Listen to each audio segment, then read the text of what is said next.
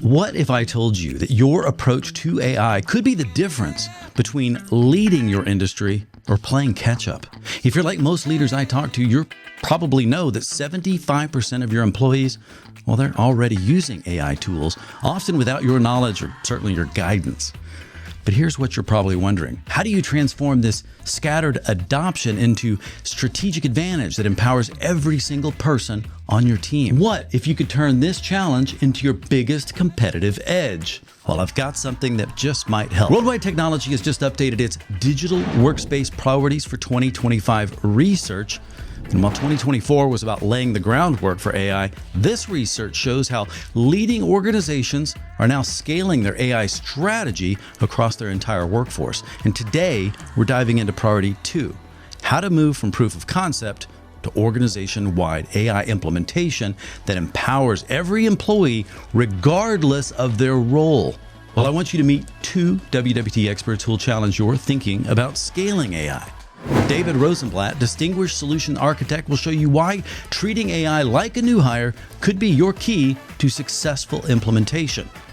And Mike Davis, Technical Solutions Architect, who brings fascinating insights about what really happens when enterprises like yours deploy AI tools like Microsoft Copilot, for one example. Welcome. I'm Robb Boyd, and this is WWT Presents Research. WWT presents Research. Well, we're talking about priority 2 on this latest research report, and this is the one that speaks of AI. And so we've firmly got AI as a call out here in our digital experience endeavors, where we want DEX and customer experience and employee experience. We need those to be equalized. We've made that pitch before. We're going to make it again later. But for now, I want to talk about this idea of scaling AI, specifically as it relates to enhancing digital experience. So I tell you what, David, before we dive into kind of into AI specifically, what are the broader implications of this particular research paper? What do we need to draw from it before we get in those details? Well, we have a tendency every year to kind of publish what we think are going to be the priorities of across employee experience and capabilities that we see affecting our customer base moving forward into 2025.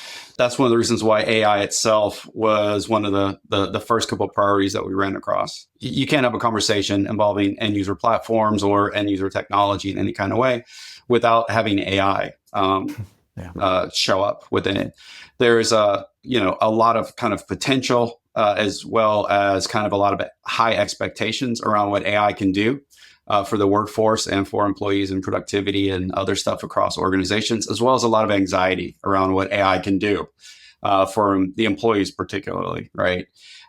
So there's not a conversation we have when we look at the broad set of technology and capabilities, as well as what the next generation workforce might look like, that doesn't involve AI. So that's one of the key aspects that we're looking at in our priorities report for 2025. AI, it's going to be there. Either someone's bringing it in on that fragmented approach, or you were strategically applying it to your business because that's what it's going to take to be competitive. Would you agree that we don't need to consider AI or not? It's how I do AI. Yes, very much so. Just playing back into the employee kind of anxiety piece, right? We don't say AI right now in its current state is necessarily taking your job. It's more aligned, someone else using AI is taking your job. So the anxiety isn't just there for the employees themselves, it's also for the organization themselves. Are my competitors using AI better than I am? Are they finding some secret sauce or secret method or use case that I'm not seeing that could make a real competitive difference in the marketplace? And that's one of those key kind of drivers that has people kind of looking and really kind of prying at what AI can do, how it can be used, as well as organizations themselves having difficulty in figuring out what is practical within what's going to be the bang for the buck and everything else associated to it, and how to kind of maximize those sets of activities. And that's probably where the strategies and the differentiation is going to come from, right? Or your job is going to be challenged as an individual by someone who is using AI to be more effective. And so it's incumbent upon us. It's the same thing for organizations, is what I hear you saying, is that organizations need to embrace this. We had already kind of been down that road in prior conversations about admitting that everybody's a tech company, no matter what field you're in. There's some degree of technology.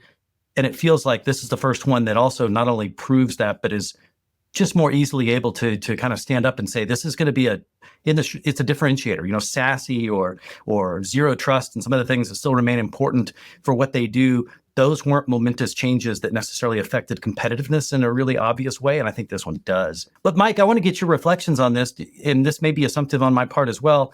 It feels like it is going to be a critical year for digital workspace strategy. Do you agree?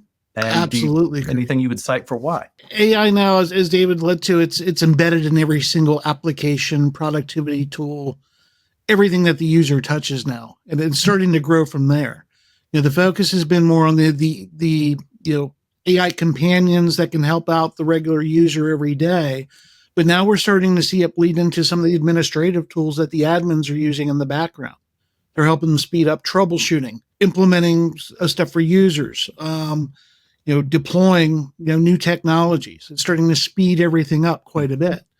And it's to the point now where it really is going to be a large part of your job to work with these AI companions to do your job better, to do your job faster. So you can focus on the things that you really want to focus on. AI is great for those, the past year that I've been playing with it anyway, it's great for those low-level tasks that are quite boring and monotonous, actually. I'd rather be off doing better things, having conversations with customers, working closer with some of my other workmates and coming up with new solutions. I can have these AI companions do all my regular paperwork, help me put together documents, help me put together reports and things like that. Yeah. So it's actually taken quite a bit of time off of my plate that I can focus on better things for our company. And then it's even getting beyond the applications, it's getting into devices. I focus on collaboration quite a bit. And all the video conferencing systems now, they have AI as part of it. The AV systems that are part of it, you've got AI that's built into the cameras now, so they can recognize when people walk into the room who that person actually is and track usage for me. So if I want to know, I'm bringing people back to work, how much of my conference system is actually being used, how much of my real estate is actually being used. Yeah. And then I can make adjustments from there so that I'm getting, the best performance for my dollar. I feel like there's no shortage of use cases. That's really not an issue. I think every business could come up with an unmanageable list almost instantly of things that they could do. And this is one reason why I like how you frame this, Dave. As I understand, you did this. You're one of the listed authors on the paper. We'll have links into it below so everybody can, obviously it's a call to action. I want everybody to go look at the entire paper. But I'm kind of curious. You talked about treating AI like a new hire. At the end of the day, the AI itself has to earn its wage. The use cases you've assigned it to, the task that it's trying to do, has to have enough value to the organization in order for it to really be implemented for the care and the feeding and the other things associated to it. And that kind of transition is kind of where we're seeing AI kind of exist. It's kind of moving forward where it's being your assistant or assisting you in your tasks and moving towards agency. And what we're seeing is, that kind of Copilot assistant role, right? Where it's doing things like meeting summarization, helping with your paperwork, right? Helping with your brainstorming, everything else, which are tasks that it's very good for that are kind of ubiquitous across the workforce, to that agency mode where we've had AI doing that for a long period of time. If you look in like financials around like robotic, like underwriting and other things like that, where if there's a very rule-based process, you can assign those set of tasks and capabilities to AI. If you're going to get 100 applicants and 40% you're automatically not going to run through and 40% you automatically are, you can have AI go through that and then align your people to kind of like that 20% in the middle that doesn't follow necessarily the rules or is in that kind of blended state. That kind of activity and other stuff and being able to kind of hand that off and those sets of use cases are there. And it's the same with that we've seen even back to traditional AI things like computer vision and other things. Having AI and computer vision tell you when to turn a table over or when to send out a busboy may not be the best set of use cases unless that's an aggregate with a whole bunch of other use cases you might have around what AI is going to do. Because otherwise you just set a timer and tell a busboy to walk out every 10 minutes, right, to clear the tables. There's a better way, a better use case to do it. AI could be one of your most expensive employees that you're assigning very low level tasks to. In earlier priorities, placing the importance of not thinking of AI as another siloed department or capability that is sitting out by itself, but it's integrated into every area. DEX, obviously, we're talking about here. The idea is it's integration. It's about supporting a function and then evaluating it based on what you anticipated that to be. Well, and the AIs themselves can be very different too. So one of the things that we talk about very often is people kind of tiptoe into AI for a lot of organizations. It's one of those things that if you're, as an organization, you don't have some ownership of it, someone else is going to bring it in. It's the same shadow IT problem that was always there. Okay. And when you kind of look at it from a perspective, kind of using the analogy as a new hire employee again, you know, a lot of people, when they tiptoe in, they're exploring with like the Chat GPTs, the Geminis, the other kind of off the shelf, kind of publicly available AI. And that's very often akin to kind of hiring like a temp worker. They have some expertise, like whether it's in, you know, writing assistance or something else like that, but they don't really have any knowledge or understanding of your environment or any particular controls within your organization. Then you look at things more like the Microsoft Copilots and the other pieces that are more built into kind of your product set. And that's a lot more akin to a contractor, right? It's been trained somewhere else. You're hiring it for a particular expertise, you know, whether again, like, you know, the summarization, you know, helping with PowerPoints, right? You know, whatever those sets of capabilities are, and it's got some access into your information, your roles, your more than the others and your processes, right? Yeah, it's kind of a contractor there. Versus what we see is like some of the full-time work, which are some of those custom-built Copilot, you know, kind of AI tools, like what we've built internally with our own Adam, which is our version of WWT GPT and other stuff, which is like a, you know, full on kind of employee keys to the kingdom, multiple data sources, has business critical and relevant data that's contained within it. But you didn't do that instantly. You guys built that up through small testing, slowly scaling it out, correct? Which is part of what we're going to get into next. Okay. Yeah, that's a critical piece, right? Because just like a new employee, as soon as you hire them, you don't immediately give them access to everybody's payroll, right? You know, or anything else kind of associated to it. You have to understand the implications and the information that it's given. And the same thing is who you're giving access to these copilots and these other tools. A copilot or one of these assistants getting access to, you know, a copywriter in marketing gives it a kind of a controlled amount of power, versus if it's a copilot or an AI that is enabled with the same rights or capabilities as your CFO. One has much more power to do or generate decisions and access to way more deep or critical information than the other one, right? So the impact to the businesses can be very different depending on who's leveraging these assistants and what kind of access and what kind of data they're beginning to access to. You brought up Copilot as kind of being a mix of not heavily customized, but yet not an intern. It's more of I think you said contractor kind of a role. Mike, I'm curious, I believe you've been working with Copilot. I thought this one was interesting because Copilot is kind of maybe the first thing a lot of people are trying because it's there if it's turned on, I guess. Tell me how Copilot's working these days.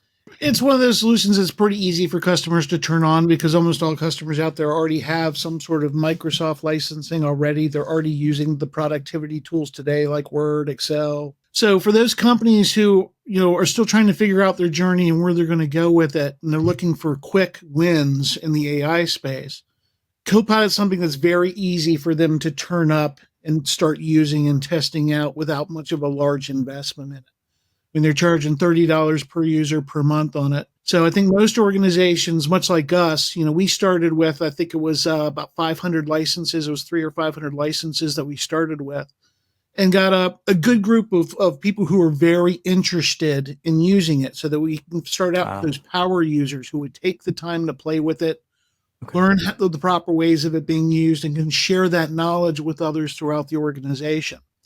And then it grew from there. And then we're starting to see other tools come to the table now where people are starting to request those. Of course, our IT group can only take on so many tools at any given time. But like most organizations, you know, there isn't always one tool that's going to rule them all. We have many different groups within Worldwide with a lot of different focus areas. And, you know, Copilot may work for, you know, maybe the majority, but we definitely have groups within Worldwide where they need something that's a little more specific to what they actually do. So we do look at other AI tools out there, how that can benefit those specific groups, whether or not we can implement them internally or not, and is the investment. What's your feeling on Glean? Are we seeing more tools like that? Because we certainly see an overwhelming number of tools that'll probably go away soon. built on the backs of these other LLMs. Well, I think it kind of folds back into the use case pieces. Sitting down and looking at what are the kind of key use cases, what do we think that we're going to see value in, running through those sets of scenarios, and then kind of coming up with like a hypothesis around who we think are going to be key beneficiaries to the AI.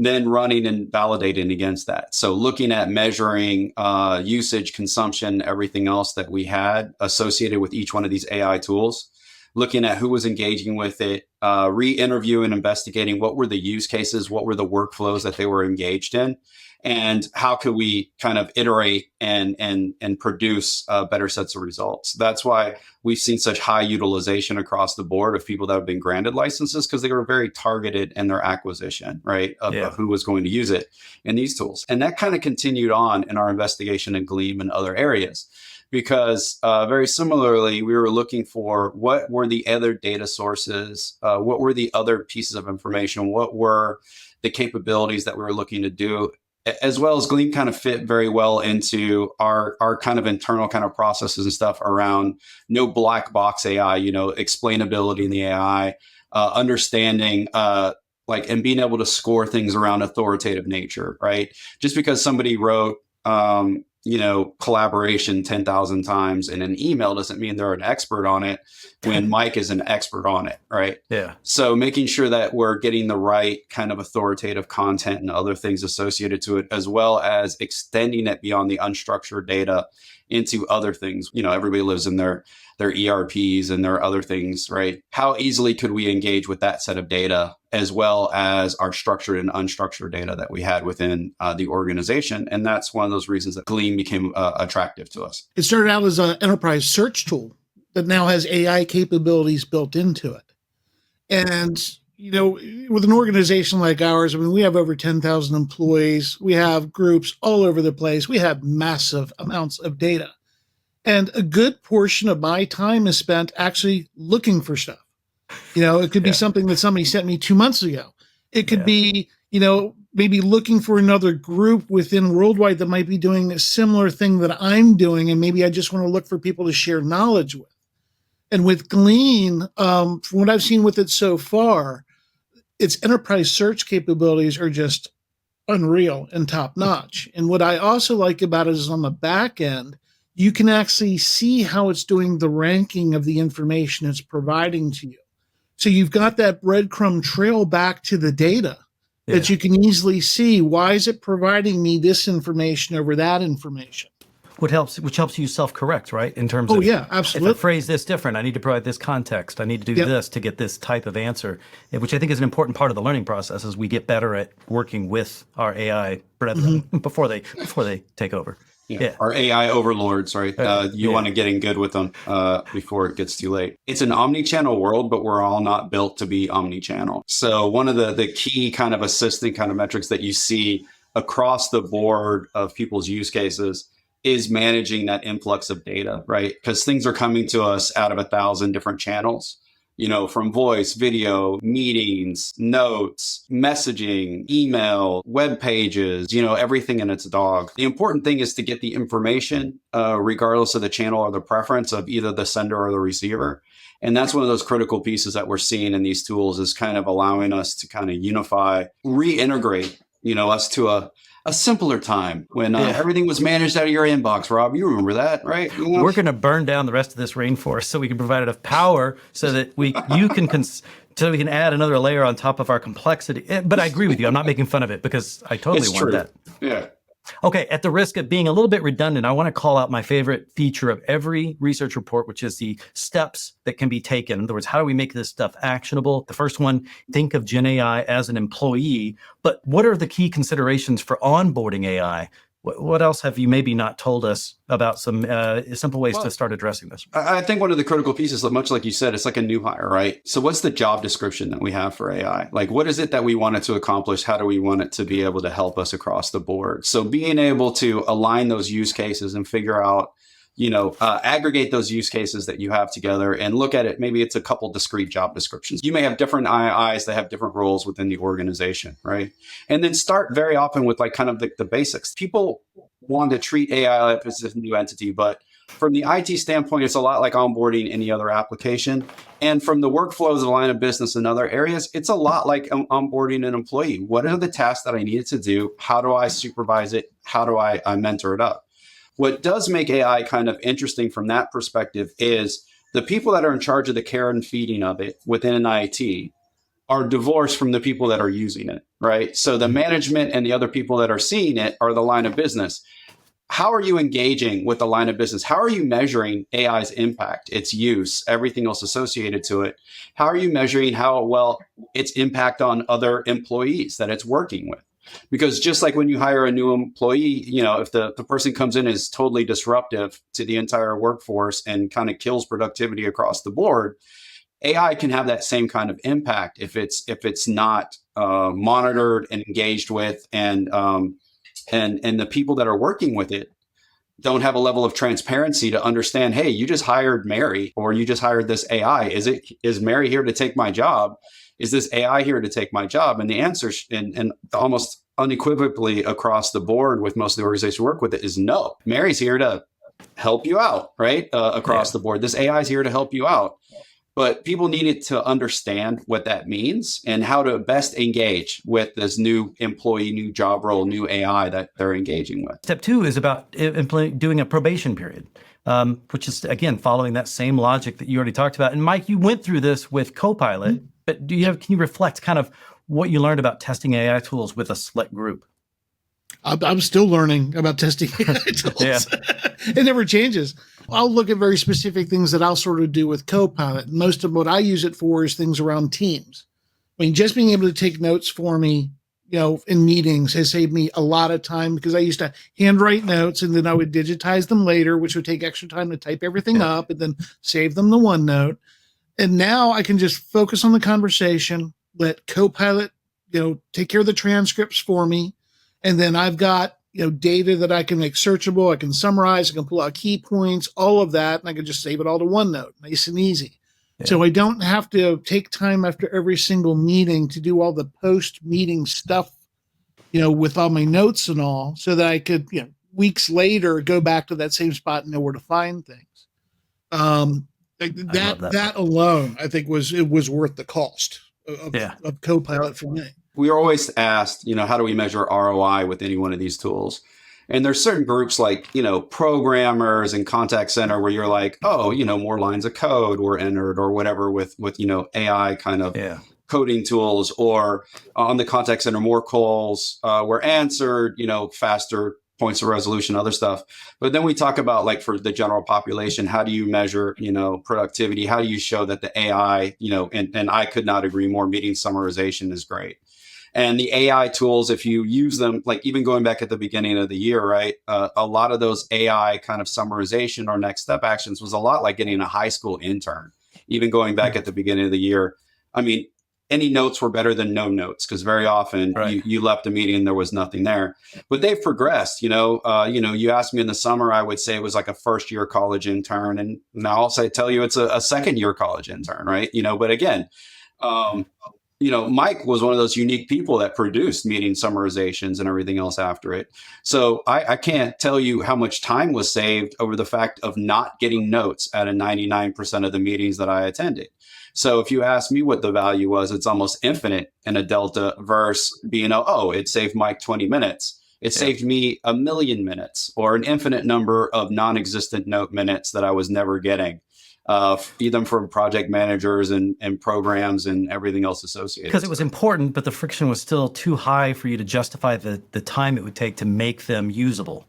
But it also highlights the thing that worries me about these things, which is because all of us are smart knowledge workers. We got to where we are these days doing things that require putting, thought to paper, to think through, to be clear, to communicate. And I worry that sometimes these tools make it feel like a lot of that's not needed, when in actuality, if we don't keep sharpening our own saw. So I think there's a balancing act with a lot of us personally, saying what is helpful versus what is it, is it truly taking away the stuff, like you said, Mike, but not causing me to really understand the curriculum or the material or whatever it may be, so that I can make good decisions. Well, that's kind of a critical piece, right?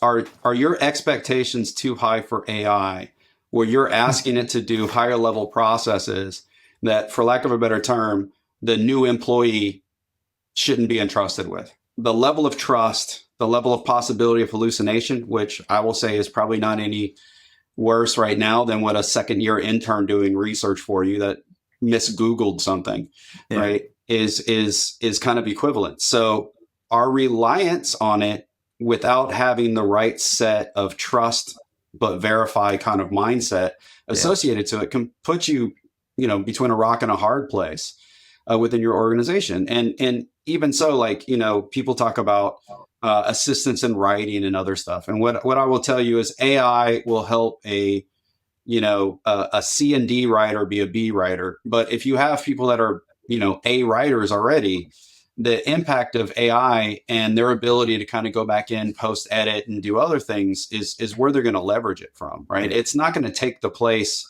of the higher performant tasks at this point. It's not quite capable of it yet for most knowledge workers. But which leaders need to understand too, because I think we saw some evidence of this where people are announcing, oh, big layoffs, all probably due to AI or because we're going to do more things more efficiently. And then kind of like, return to work or something else. It's like, wait a minute, we over-rotated. These things aren't ready for that level of self-sufficiency, perhaps. Well, that's one of the things that we've been talking about for a little bit is, the trough of disillusionment, right? Mm-hmm. Is 2025 are we going to enter the trough of disillusionment? And some people predict yes. But I think it's more along the lines of a mismatch between the expectations of AI and the use cases, as well as the permissions and the maturity of your organization with what AI can actually do. Because it's not just what are the tools individually capable of, but what are they also permitted to do, whether it's permitted in your industry, permitted within your organization, permitted everywhere else. What kind of access to data does it have? All those other things that kind of sit around AI and its level of enablement with your organization, and as well as the practicality of what the tools are capable of. Is it worth the bang for the buck with the amount of power consumption, care, feeding, regulatory things, and everything else kind of associated to it? So having to fit that balancing act is critical. And I think that you're going to see some pushback in this next year around AI. And I would say it's as much around asking AI to do the wrong things as much as it is around the capabilities of AI itself. It's just part of our own, we're all on a different maturity curve in terms of how much we've, our advanced users like yourselves, you guys are probably pushing yourself and seeing where the edges are on a constant basis because it keeps changing. Every time I get another beta update from Apple on my phone, I'm like, is now Siri going to work better? No, still not. Still hoping that it'll do basic things like tell me how to turn something off or on, which I thought was going to be easy by now. Well, Mike, step 3, which really sounds a lot like the whole priority itself, but it's scale across the workforce. You have some experience maybe going from those power users and broadening that with what you've done so far. I didn't know if you have any insight on that. Yeah, I mean, I think the way we did it in-house with Worldwide was pretty good because, again, we started with that pilot group of core users. And what we did a really good job of was sharing information. So we had team channels and chat set up where everyone was sharing their experiences with what they were doing, both the good and the bad, how it would compare to other AI tools. Yeah. And so by the time we kind of gotten through the pilot phase and they were ready to turn it up for additional groups and users, we had enough advocates to go out there and talk to our coworkers who were doing similar work to what we were doing. Hey, here's how I found the best way to use it. Here's where I found that it kind of falls flat. Here's my expectations for the next version when I'm hoping it's going to end up doing. We still have those groups and all set up where everybody's constantly updating each other. So we've got great internal conversations going on between multiple groups on how we're using all these different tools. I think that was really key to kind of establish that baseline first, so that once we open it up to the masses, we'd have greater adoption and usage of it. We also leveraged a lot of tools from our text portfolio to kind of look at how people were actually using it. We would survey and ask, what we're using it for. And a lot of the copilots initially was things like meeting summarization, email summarization, drafting content, other things that we expected it to be based off both our hypotheses and our initial pilot users. But then we were actually able to see actual how many times they launched stuff, how many times they engaged, what was it being asked to do, and being able to kind of come back with quantitative kind of data sets and other things to see how it was being using even for people that did not necessarily respond or were not engaging in those traditional channels. We saw that the perception and the reality were pretty closely aligned between what we saw and what people said they were doing with it, as well as some surprise use cases that would show up every now and then that we would try to populate or propagate across other teams. Like, hey, were you guys aware X, this group in the East Coast is leveraging it this way? Will it help inside sales reps on the West Coast in a similar kind of fashion? Well, David, let me start with you on this one, because step 4 is continuously evaluate performance. So this is where we get in that circular. How do we iterate and improve?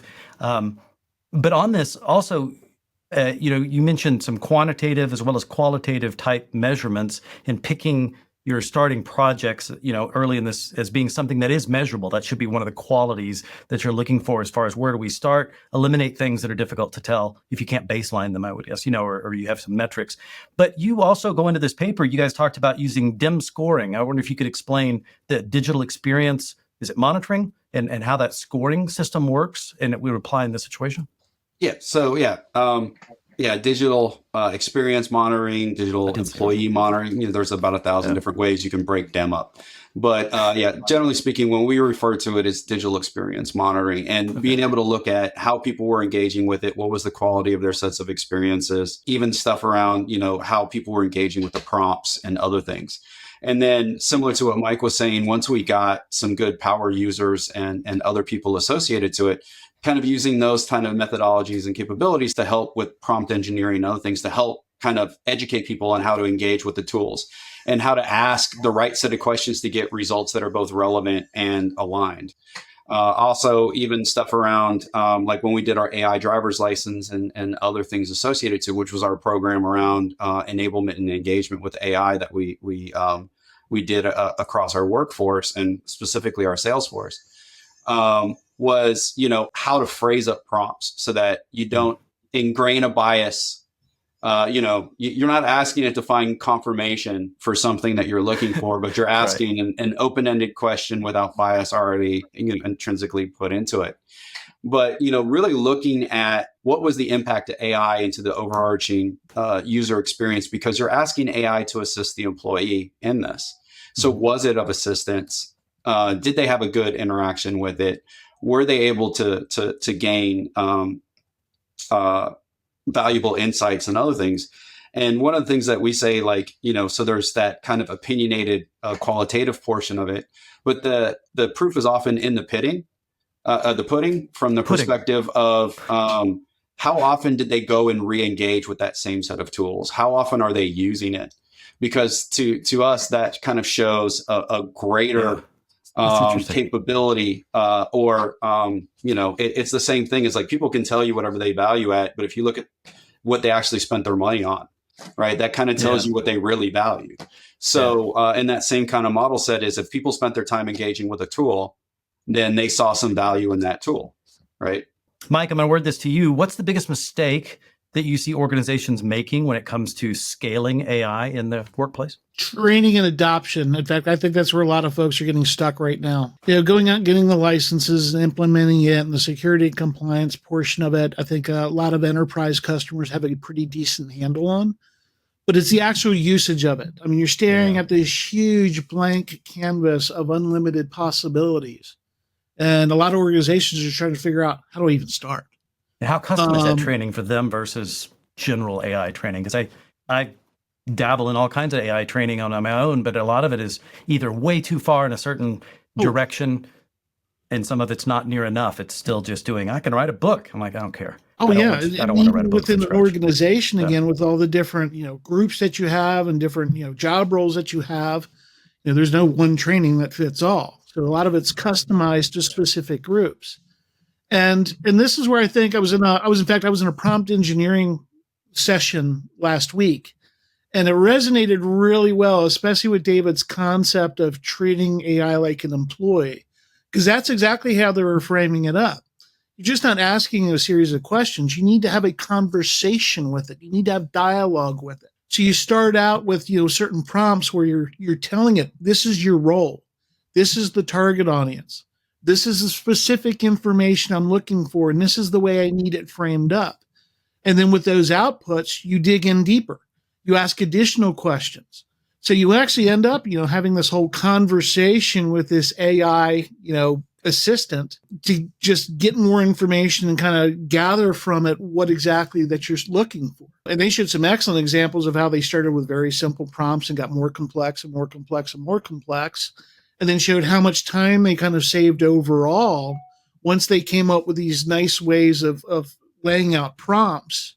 And then they were able to share that with others. So, these power users were able to kind of come up with these ways of prompting things.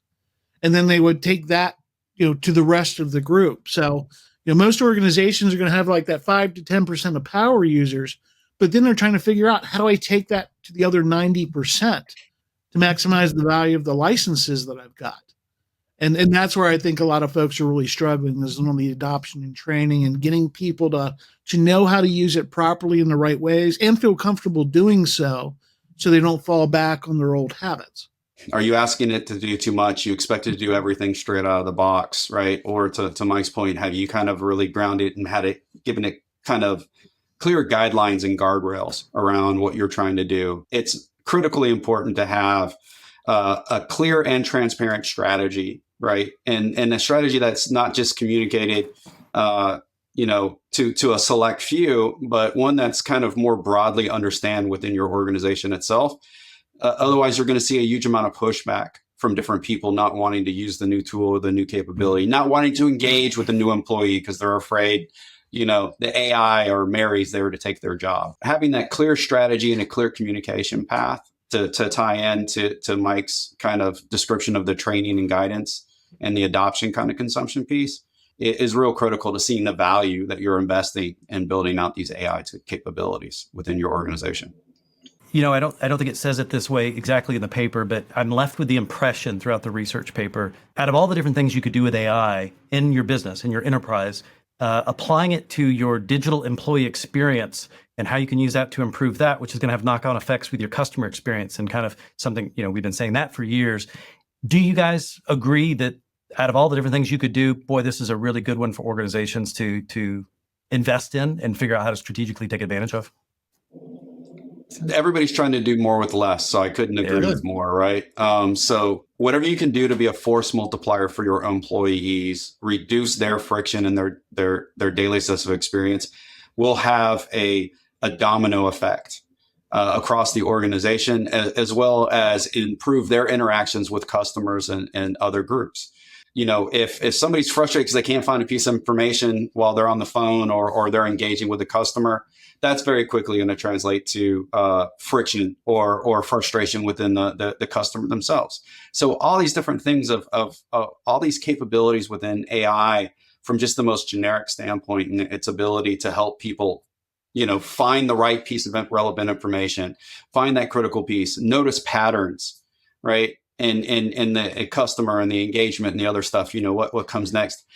It helps to give that kind of guidance, and will have a force multiplier effect, both for the employee, their experience and how they do their job internally to keep your business running, as well as how they engage with other customers, whether they're, business to business, business to consumer. It doesn't make any difference. Mike, hey, thank you so much. Thank you, Rob. I appreciate you having me on the show. Absolutely. David, thank you as well. Rob, always great to hang out with you, and always a great conversation.